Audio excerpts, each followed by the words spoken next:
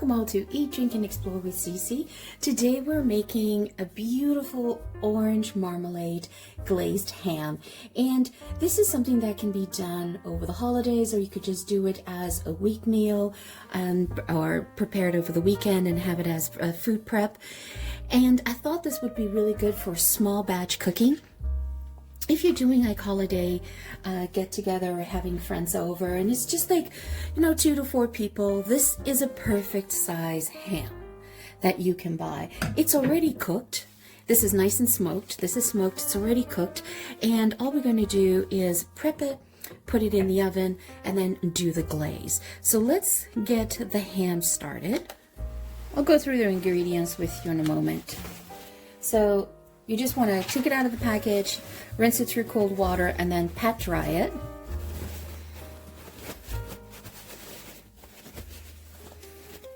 Okay, and we'll just let that kind of hang out there for a minute while we just go through the ingredients of what you're going to need for the glaze. So what I have here is I have 1/3 cup of orange juice.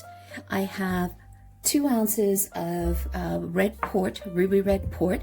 If you don't want to use ruby red port, you could substitute it with Welch's grape juice or the Concord grape juice, or even pomegranate juice. That would work as well, but I would recommend that you do one of those. Don't omit it completely, because this adds a lot of color and flavor, and it helps with the caramelization as well. And then I picked up some beautiful orange marmalade. Pick up some marmalade that you, the best that you can afford, and try to make sure that it is on the lower end of the sugar scale on the marmalade. So it looks like that. And that's going to be 1/2 cup.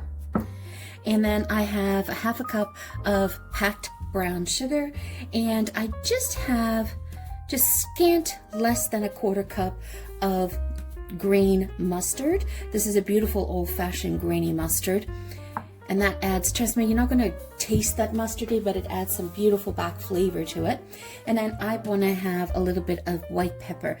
I find that the black pepper just is too peppery for this dish, and I'm not salting this at all because the ham itself comes with salt in it as well. So it's got enough salt. We don't have to worry about it. And if someone really wants some salt, they can add it to themselves afterwards. And then I have some fresh thyme and some fresh rosemary. I just love these flavor components together, and these are aromatics that will be baking with it. And then I have I have 1 tablespoon of mango orange marmalade chutney, right? Just 1 tablespoon. Because this is a smaller ham, I'm reducing the amounts. So the next thing we want to do is, I've got the oven. I set it to 325. And what we're going to need to do is we need to basically take this ham and bring it up to temperature, and it's going to take about 30 minutes in the oven. And then what we're going to do after around 20 minutes, we're going to untent it and start to glaze it. Since this is already cooked, one of the things that I did before we got started is I took this out of the fridge an hour. So I let it rest on the counter to come to room temperature. It just helps the baking of the ham and get more of an even cook on that as well. So one of the things that I do like to do with my ham is I like to score it. So if you're going to be buying one of those larger hams, you can get them spiraled already, so they're pre-cut, ready to serve, and so you don't have to worry about it. But what I want is, I actually want to use these score marks to help, right? So I'm just going to follow along in here, because the whole idea of doing this is I want the glaze to sort of run down into the ham and coat the inside of it as it bakes. It is, trust me, this little step is like the secret. And I don't go all the way down, so you can see that I just simply went halfway down, because I don't want to completely separate it. Now, if you got buying the spiraled ham ones, they're already pre-cut, so you should be okay. Okay, that's good. All right, and then I'm going to take it this way, and I'm going to use these lines to start giving me some of the scoring. Not too deep, I don't go too deep on this.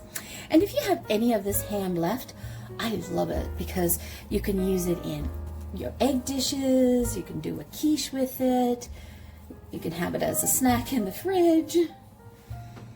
So versatile. And especially if you're cooking for like one to two people, this is a plenty enough ham for 1 to 2 people. If you're cooking for 4 people, this could also serve 4 people, not a problem. You just need to have more sides available. So what we're going to do now is you're going to take your pan, and I like to use a pan that has a grid on it so that I can rest the meat on there. And then you're going to put it upside down. That's a key thing. And what I'm going to do is, you're supposed to put a half a cup of water in the bottom here so that when it's cooking in the oven, baking in the oven, it stays moist. I'm going to be using some orange juice, and then I'll top it up with a little bit of water. Now, what I like to do is I like to take my aromatics and create a bed for it. So it's sitting on it.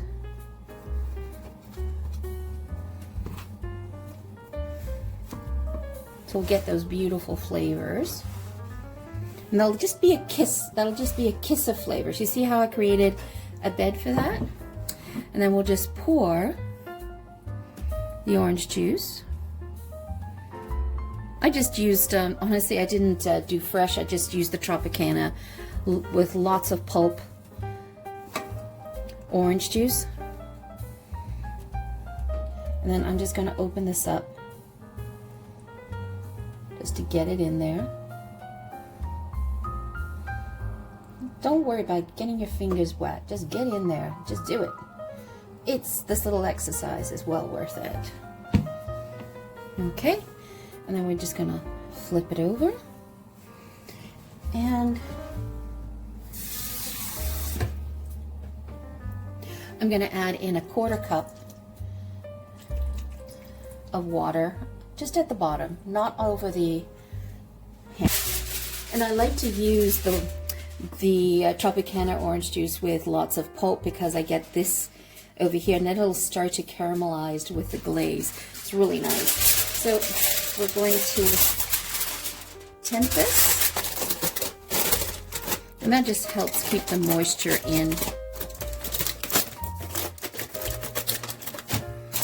Keep it nice and moist. All right, and then I put the tray of the oven, the top tray down to the bottom third of the oven. You don't want it too close to the heat source. So let's move over to the stove so we can get the orange marmalade glaze started. Okay, so let's get started. Let's add in the sugar. So let's get the sugar started. I always like starting with the sugar just to give it a head start. When you are dissolving the sugar, just keep an eye on it. You don't want to burn the sugar because it can go from this to burnt in a heartbeat. Oh, there we go. We're starting to get some reaction. Okay, so now I'm going to add in the orange marmalade. And we want to dissolve this into the brown sugar. Add in the 1 tablespoon of mango chutney. I usually buy a bottle from like Stonewell Kitchen for my mango chutney. It's a great standby. You can always find it online. Okay, so we're going to add in the mustard.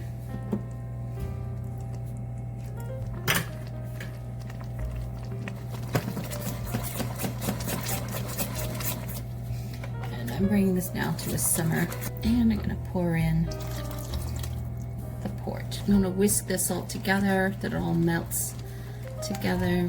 Sugar is definitely all dissolved, so I'm just going to put a dash of fresh dry thyme. So I probably did about a 1/4 teaspoon of dry thyme and 1/4 teaspoon of white pepper. So once everything is melted together and you whisked it well, and you don't feel that or see any sugar lumps, then you just want to take it off the stove and set it aside, ready for us to baste the ham.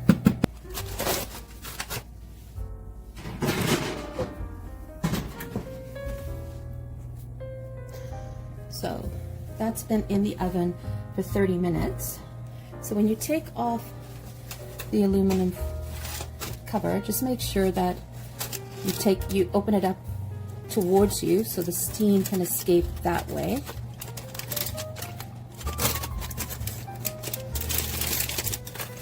There we go.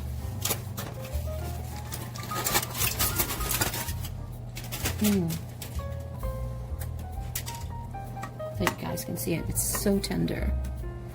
And look at the juices down here. Half of it has evaporated. So what we're going to do now is take the glaze, and I'll just start. So what I like to do is I like to sort of open this up.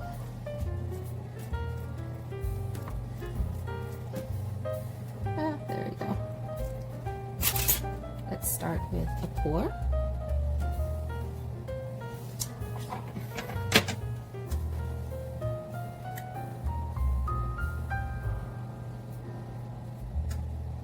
And don't worry about the pan drippings, because whatever's left in that pan, we'll use that. We'll serve that as well. Just let it get in there. Perfect.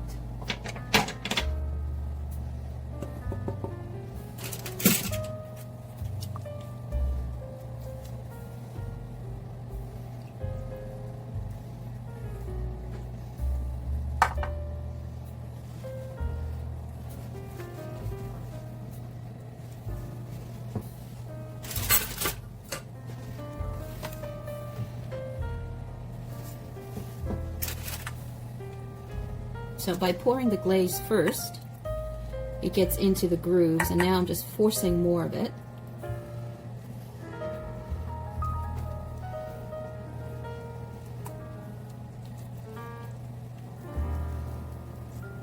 And now we'll leave it in the oven.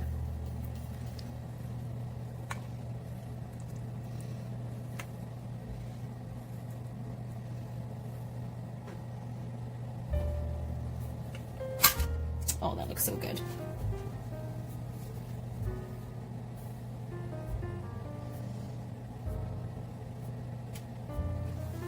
Okay, so now we're going to put it in the oven uncovered, because the idea here is we want to bring up the temperature of your stove, of your oven, to 325. Or if you started at 325, you want to bring it up to 350. We're going to go for another 30 minutes. And then in 15 minutes, I'll take a look at it and baste it again. So I've got 1/3, I have 1/3 of the glaze left.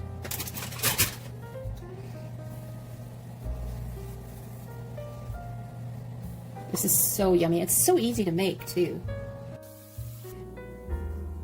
So that's what it looks like when I took it out of the oven for 15 minutes. Now I'm going to glaze it again. So you see how the glaze has gotten thick and syrupy. And this is the final glaze.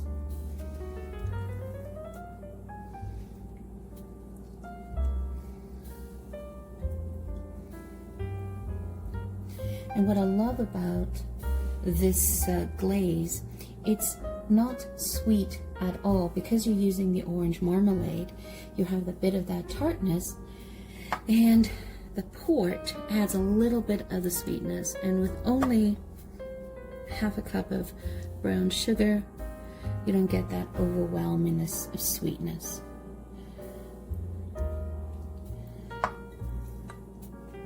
So this is a great thing to do for the holidays. If you're doing a buffet table, you can do a turkey, you can do one of these on the side. And having leftovers is the best part of this. Alright, we're just going to now put it in the oven, and what I'm going to do is crank the oven up to a broil, and I'm going to broil this for 5 minutes, just so that I can get the edges crispy. You know, get that nice gnarly. Perfect. Might as well just pour the rest.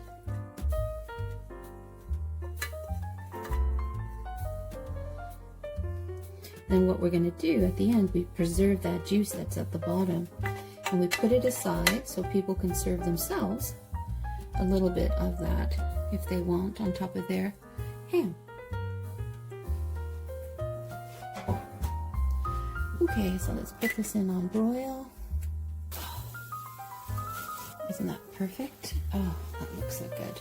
So what you want to do now is you just want it to rest for 15 minutes before you do anything to it. And then I'm just going to lightly tent it like that, because it'll continue cooking in there as well.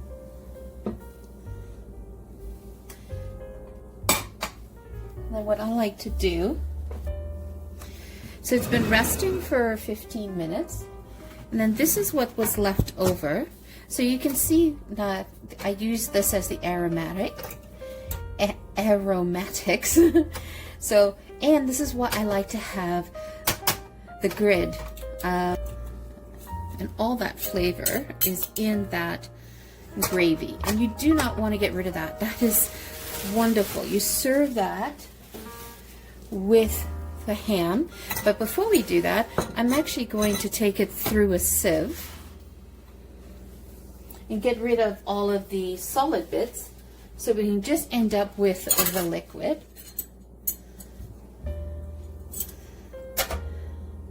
So just do it very slowly. Oh, the smell of this is so good. Now you have two choices here. You can leave it as liquidy as it is here, or you could create a cornstarch slurry and thicken it up on the stove for a little bit. That is really your choice. I like to leave it liquidy like this. The reason why is so that I can actually have that be more pourable. Ah, so good. So I'll put that over. I'm gonna transfer this to my gravy boat for serving. And then what I like to do is I like to take these little microgreens.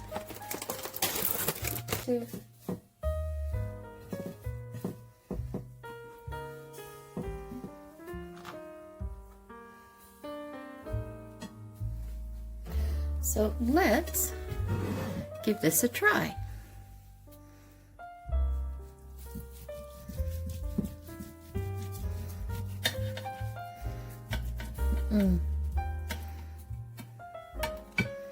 Look at that. Can you guys see in here? See? All the beautiful layers are in there.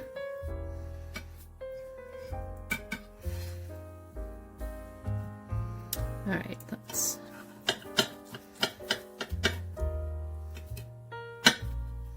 so tender, so tender. Look at that.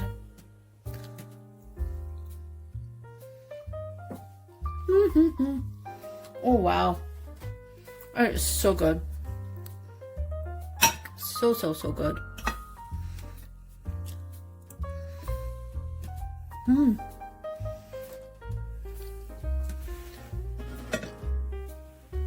Just let's pour a little bit.